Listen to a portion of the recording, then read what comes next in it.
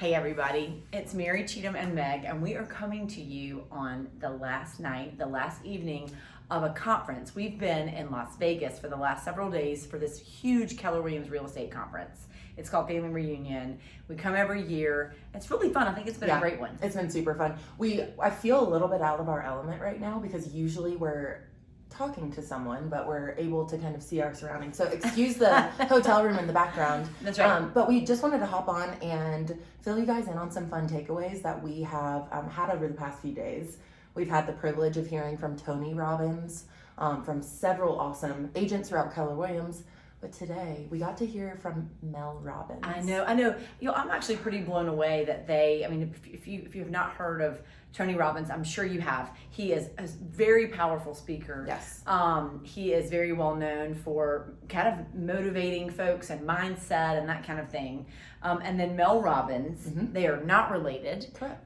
If you don't follow Mel Robbins, you really should. I think she's so great. She is intense, but a little bit less intense than Tony Robbins. Yeah, she's like a comforting intense. Exactly. But I felt like that having that combination of those two speakers was really great. It was awesome. We also had Gary Keller, who is the head of Keller Williams, and he's one of the most influential people in real estate. Oh yeah. And it was really interesting to show. He kind of talked to us a lot about statistics in terms of what's happening in real estate, what's going to happen with interest rates, that kind of thing. Spoiler, he's predicting basically that interest rates are going to probably stay about the same for the foreseeable future. So that was interesting to learn about and kind of looking at what's happening with our economy and all the different forces that drive rates and that drive the production of new homes on the market and just all the different pieces of it. So I thought that was really interesting. It was awesome. It's always awesome. I feel like we have a insight into what's happening. And I've heard a lot that Gary Keller, whatever he predicts, typically comes true because he is full of, he has a whole research team and follows trends and year-to-year data and stuff like that. So that was really cool to hear from. He's pretty smart. Yeah. And Meg and I got to speak on a panel, which was really fun. It was so fun to do that together. It really was fun. Yeah. And that was actually on my birthday, which was this week. Yep. And so the whole room sang happy birthday to me. It was hysterical. Her face was beet red. Oh my gosh, share the video. We'll share the highs. I think I still have some highs. Yes. But anyway, it's just been a really great experience. And so we wanted to share with you guys a few of our takeaways. One speaker that we have not mentioned was kind of more of a minor speaker. It was a guy named Rory Vaden, and he has a company called Brand Builders, and he helps a lot of celebrities, honestly, kind of with their personal brand, and that's what he got up to talk about. And there were a lot of interesting things that he said, but the thing that I thought that was really interesting and insightful that he said was that the way you differentiate yourself from the crowd and whatever it is that you do is based on who you are, not what you do or the steps that you take. And so it made it feel, to me, I can imagine, it felt like it took the pressure off, in a sense that every one of us, I know there are a lot of people who are in industries or in spaces where there's a lot of competition, but just that if you are authentic and you let who you really are shine through, then that's what differentiates you, right? And that's what the people that work with you love about you. Yeah, he was awesome. He has 2 books as well. We can put the link over there, but I think it's more generic, more industry generic, not specific. Yeah, one of them was Take the Stairs. It sounds like he used to be in more of like a different space that wasn't as much personal branding, but you're right. Self-helpy. Exactly. Yeah. Yeah, we got a lot of self-help. We have. Yeah. So we heard Tony Robbins first on day 1. And the thing that I took away from Tony Robbins, it was very intense. It was 3 hours long. 3 hours. And it was a whole production. And he cut it down. What?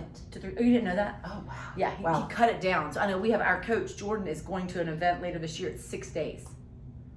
My gosh. So I think about it's intense. It's a lot. It is. And kind of, he told his background story, which was very interesting.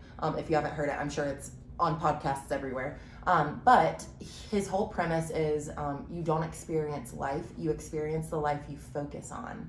And I feel, he said, like, focus equals feeling. So if you're focusing on kind of what you're missing or the negative, then your life is going to kind of steer in that direction. But if you're focusing on kind of a more abundance mindset, then that's your experience. That's your life. But he gave so many great examples. Like, we've heard that so many times. What you focus on is what you are. And I feel like the way that he put it was really interesting. It hit differently for me. Yeah, that was a really great one. Yeah. That was really good. And then Mel Robbins today, I know, she was so good, you guys. She was so good. And she, again, I think it's so interesting how what a lot of these speakers have in common, of course, is a tough shared experience. They've all got kind of tough pasts and that kind of thing. But she was talking about what she had been through and how she pulled out of it. And what she's famous for is this counting backwards. So basically, what her whole talk was about was that what we do is we think too much. So we know what we should do, but we don't do it. We get stuck in the thinking about it. And so she said, if you know what you should do, for example, right when your alarm goes off in the morning, instead of thinking about all the reasons that you should stay in bed or that you can do your workout later or that, you'll just skip your coffee and sleep for 10 more minutes, whatever it is, that what you should do is count backwards, not forwards. Count backwards. Because it goes ahead and moves your brain into action. So there's actually a physiological and psychological component to it.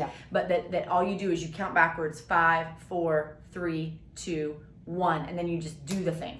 Turn off your alarm. Get out of bed. Right. So it moves you from thinking into action. I loved that. It's tactical. It's something that we could practice right then. And she also gave the example, it doesn't have to be kind of getting out of bed or a workout or something like that. It could be a work task that you have that has really been a fork in your microwave and just accomplishing it. It's just 5, 4, 3, 2, 1. Do it. And then you just do it. It sounds so easy. That's what but she I said. tried it today. I know. And I was like, oh, wow. Yeah. And then she did say one thing, and I'm gonna butcher how she said it, but she said, what is one thing that you could change in your life that would change your life forever?